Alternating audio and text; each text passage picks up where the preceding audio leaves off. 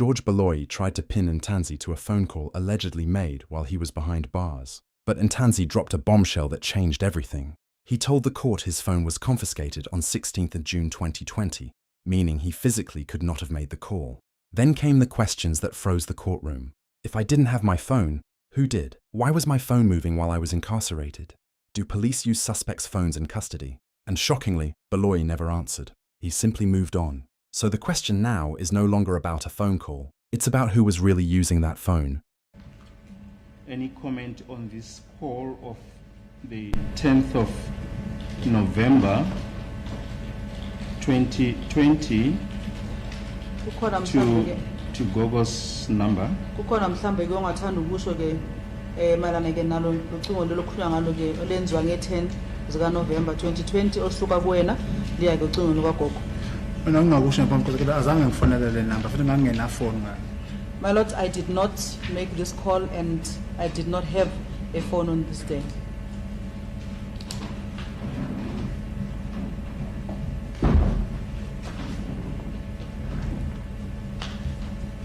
I suppose by your answer, Mr. Ntanzi, you're not disputing that your number called Gogo's number. All that you're saying is that it's not you who made the call.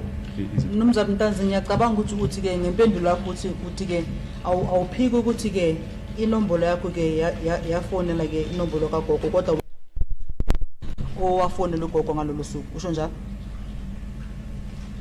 Ngisho njalo phambi kodwa ifone yayingekho ke. That is what I'm saying, my lord, since the phone was not with me. Ifone mina ngihlukana nayo ngoJune 16.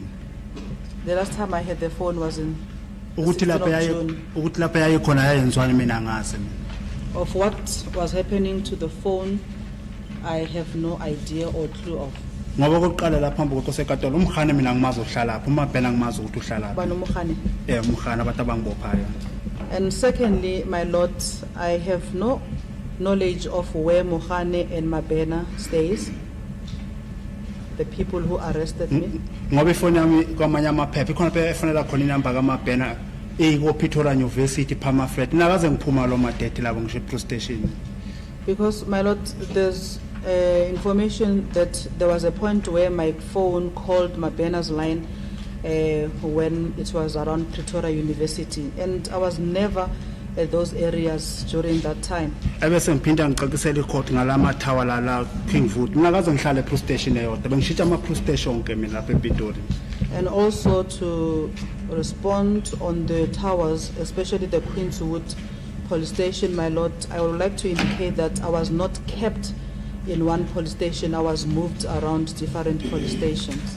So uma uthi ke phone umshushisi uqonda ukuthi court yayike wayengawabamba amanye amathawa amanye ama police station. Ngicela uphinde futhi. Uma kuyikuthi uthi umshushisi phone yayike amaphoyisa angayithathe wayengawabamba amanye amathawa akamanye ama police station. If the prosecutor suggests that the phone was with me, why is it not showing or showing a signal of other towers? Ingakho ibangicela phambi kosekatona ngicela ukubuza ukuthi ifone yami yayenzwani mhlambe ngumthetho ukuthi ifone mawethathile yasetshenziswa ayicishwa mhlambe nangazi into zesiphoyisa. I would really like to ask the court exactly what was happening with my phone. If maybe a phone has been confiscated, they use it and do some other things with it. So you do recall that you were detained at Vieira police station? Usakhumbula ukuthi ke uyagcina wena ke eVieira police station? Asingabalona kuphela phambi kwenkosi enkantolo siwabalona. Let us not only talk about the Vieira police station. Let us mention or talk about all the other police stations. And you recall we've shown you or maybe just before that, do you remember the period for which you were detained at Vieira police station? Manje ke mnumzane ke usakhumbula ke mhlambe isikhathi lesi ke wena owagcinwa ngaso lapha ke eVieira police station? Ingakho bengicela kuwe mshushu ukuthi ngicela ubonise icourt ilanga lami lokungena epolice station nokuphuma kwami akaze uyibonise icourt kwami mina akaze ngubone lapha phambi kwekase enkantolo. Mr. Prosecutor, that is the reason why I had initially requested that you show the court the date of my arrest or being incarcerated, but you never gave the court that information till date. And We have referred to the evidence of both Lieutenant Colonel Holmes and Ms. Fillingham indicating that Queenswood is the nearest tower to Valeria Police Station.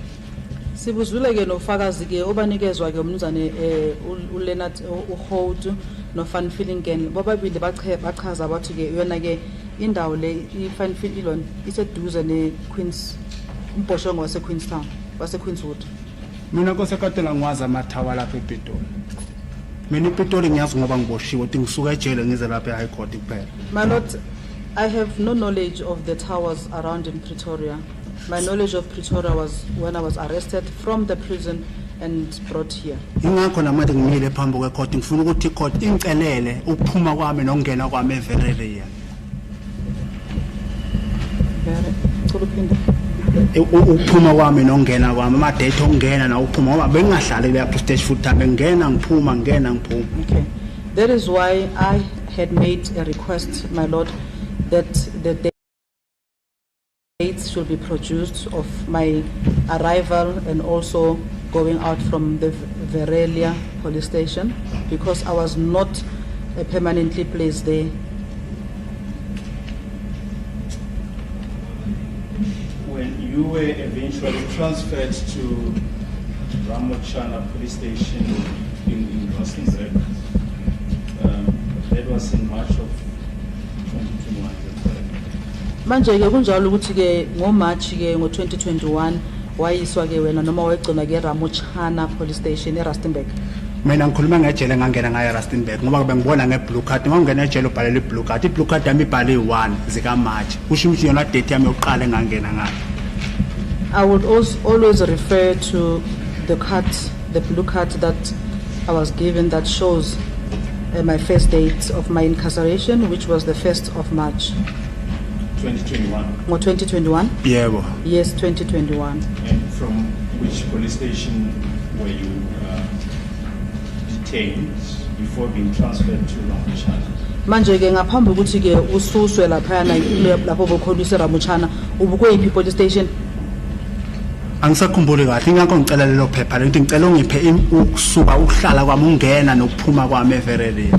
I cannot recall that date. That is why I had requested the dates of when I went, when I was detained at Verulam and when I was also released from Verulam. Ngoba kosenkantolo la masibala nje ama police station la engihlale kakhulu kuwo amathathu kahle kahle bengizinzile iPretoria Moti iVerelia ile ngazi iPretoria abantu banenye la 3 ama police station bengihlala kuwo ngikhishwa ngapha ngifaka ePimbrose ngiye nje ngalesi sikhathi lesi ngisuka eRustenburg. My lord, I would like to also indicate before the court that there are 3 main police stations where I was detained, which was Pretoria, Verelia, and one other police station. Those are the police stations that I was mostly detained on. Okuyona police station kosenkantolo bengiyazi ukuthi khona ke ngihlale 4 days, ngihlale 5 days, ngihlale 7 days. Iwona ama police station lawe ngiwaziyo la.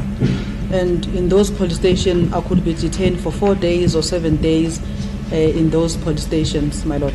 Ingakho nje ngithi angeneme neze ngaleyo delo yami ukuthi ifoni yami nangiboshiwe ifoni yami ngapha yasetshenziswa angeneme total phambi kwecourt. That is why, my lord, I'm indicating that I'm not comfortable that I was arrested and then my phone was on the other side being used. But the last police station that you were detained at before being transferred to Ramochana prison, is that correct? The area police station. Manje ipolice station okugcina le owagcina kuyona ngaphambi ukuthi uyiswe lapha ke Ramulama police station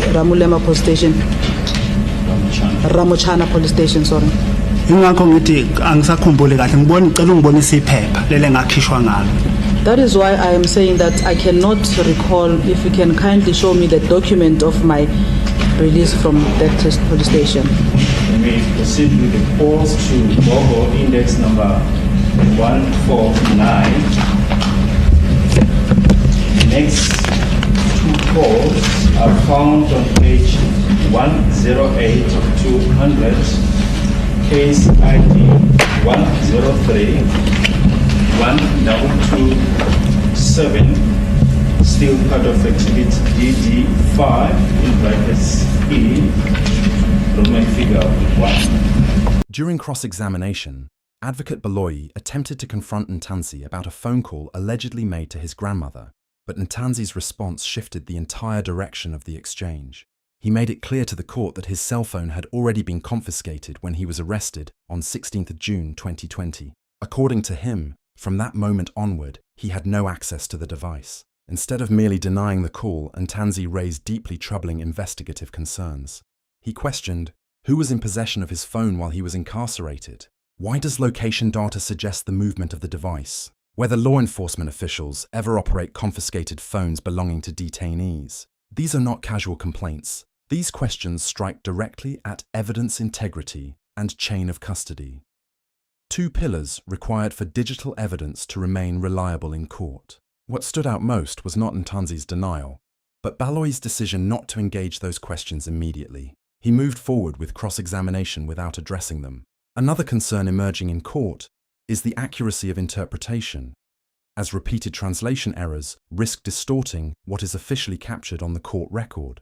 In a trial of this magnitude, the interpreter's words become the permanent record relied upon by the judge, legal teams, and any future appeals court. If testimony is mistranslated or misunderstood, it can affect credibility findings, cross-examination fairness, and ultimately, the integrity of the proceedings going forward, raising serious questions about how reliable portions of the record may be. Now legally, prosecutors are not obliged to answer every question posed by a witness during cross-examination. Strategy often dictates pacing.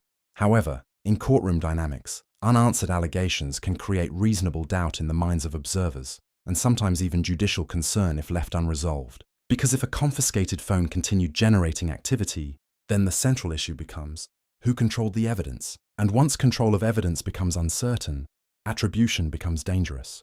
The state may still attempt to clarify this through technical witnesses or investigators later, but for now, Ntanzi successfully planted a question that refuses to disappear. As always, we will continue to follow every development inside this courtroom and bring you an analysis that matters, without fear, without favor.